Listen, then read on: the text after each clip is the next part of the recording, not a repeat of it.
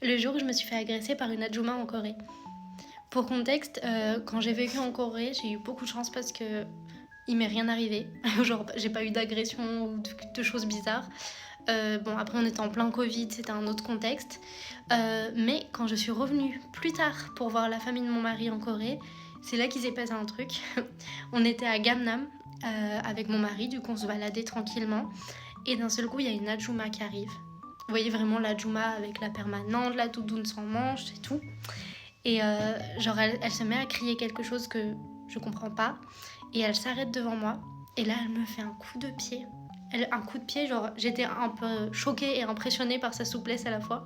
En gros, elle fait un coup de pied super haut comme ça, en mode, je sais pas, en mode, elle fait du taekwondo vers moi. Donc c'était clairement une agression. Mais sur le coup, je vous avoue que j'étais choquée parce que je me faisais agresser. Et d'un autre côté, j'étais impressionnée par la souplesse de cette dame. Mais ouais, du coup, je sais pas trop ce qu'elle me disait. Et il y avait mon mari avec moi. Et du coup, mon mari s'est mis à l'insulter, ce que normalement on ne fait pas en Corée, surtout aux aînés, etc.